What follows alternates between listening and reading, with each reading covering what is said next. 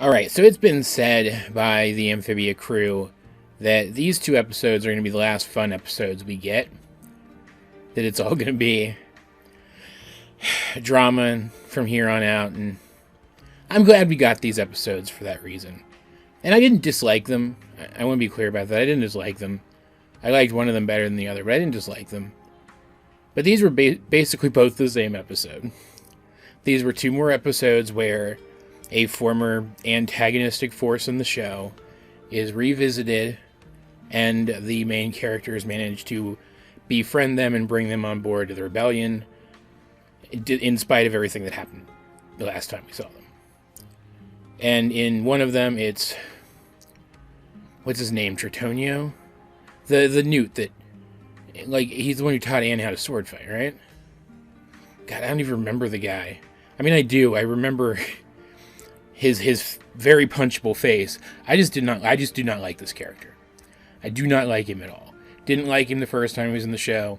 Didn't really like him here either, even though we do see that his time acting as basically Robin Hood to a group of basically merry men has taught him the value of actually trusting and relying on people. And he has grown into a better person. I still don't like him. His attitude is just frustrating to me. And, like, if you like the guy, more power to you. He's just not for me. And so while the Robin Hood references in Newts and Tights, the first of these 2 episodes, were fun, rather, because, plurals, they were not enough to save the episode for me, unfortunately. Like, again, I didn't dislike it, really. I just didn't really like it much, either. I was lukewarm on it. Like, the giant judge, I'm trying to think of the word judge, God. The giant judge robot that prosecutes the merry men, the quote-unquote merry men, and then transforms into a big Decepticon to fight them. But it's all themed around, like, old English tropes and stereotypes to go along with the Robin Hood stuff. That was too much theming for me. I'm sorry. Why would the robots that captured these people who, well, they're not rebels, are giving Andreas's guys a lot of trouble, and then take them to another robot to be tried, and then sentenced to execution rather than just executing them?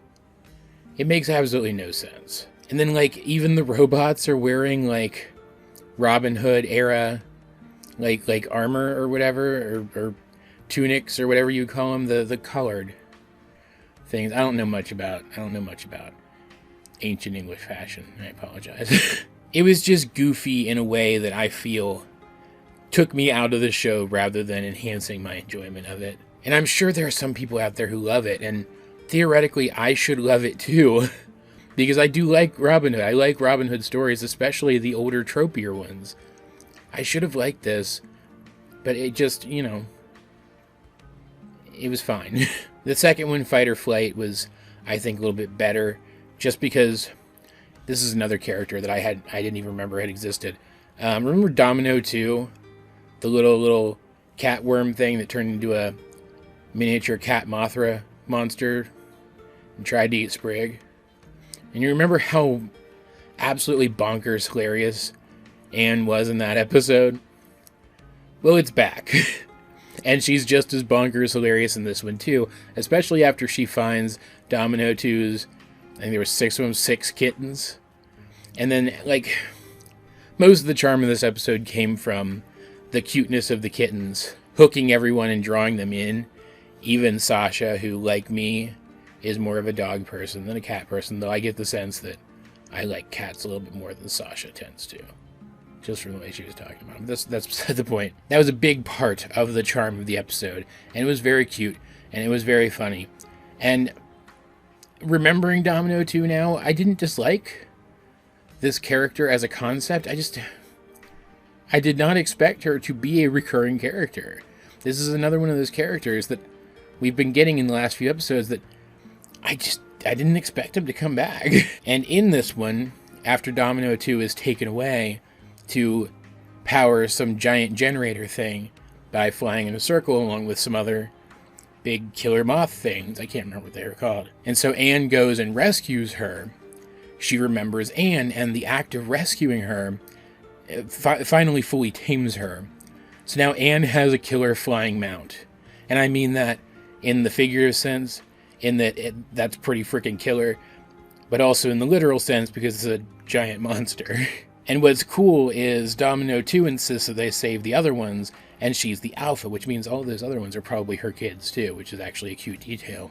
Because if you guys don't know, the alpha wolf phenomenon is usually just parents with their children. And so all the other moths go back with Anne and Domino 2 and Sprig, and so now the Resistance has a whole bunch of figuratively and literally killer flying mounts.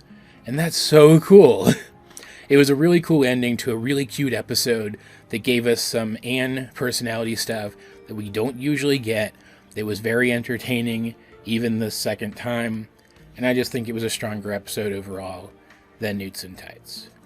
But both of these were a bit of, at worst, okay, at best, pretty stinking fun. Levity, going into what we've been told is going to be a very turbulent end of this series, which I'm looking forward to a lot. I also just want these characters to be happy. I like these guys. I don't want to see them go through more trouble. It is going to be entertaining, though, so I'm still looking forward to it. You know how it is. That said, though, I don't have much more to say about these. Or else there wouldn't be, except you guys may have noticed there was another element to Newts and Tights that I haven't talked about yet. And that's because it didn't feel like it was actually part of the episode. It felt like it was something they needed to stick in here. So they just tacked it on to the end. And that's that at the end of that episode, our heroes discover a secret door down in the Planters Undercroft, or whatever the name of the place is that they're housing their Resistance now. I've been calling it Underwortwood, but I'm sure it has a real name and I just don't remember what it is. But they find this secret door that opens by inserting the Planter family tome through a slot, and inside it is a room where we as the audience can tell is clearly a place that Leaf lived after running away from Andreas for a while. And in that room there is a sheet of paper that seems to be blank, but I guarantee it has some of that glowy writing on it somewhere, and it's going to be important, which is interesting and almost bumps, like, okay, this isn't, I don't want it to come across like this ending is the reason why I think Newts and Tights is an okay episode. I did think the rest of the episode was fine too, but this bumps it up a bit. This ending bumps it up a bit because I did not expect them to start introducing new plot elements here. I assumed, since we're going into the end game of the series, that they were just going to stick to weaving together the plot stuff we've already gotten. But no, they're still introducing stuff, and now I have no idea how this is going to come into play, and I'm very excited about it. But since it feels so tacked on to another episode, I've stuck my little mini analysis of it here in the outro. So, all of that said, what did you guys think of Newts and Tights and Fight or Flight if you have seen them? Let's get a discussion going in the comment section down below. And while you're down there, you might as well like the video, share it with anyone else who you think would enjoy my content, subscribe if you haven't. You can also check out links to my various social medias, as well as the many ways you can help out the channel. Those will be in the video description, but either way, this has been AJ22, and I will talk to you guys later.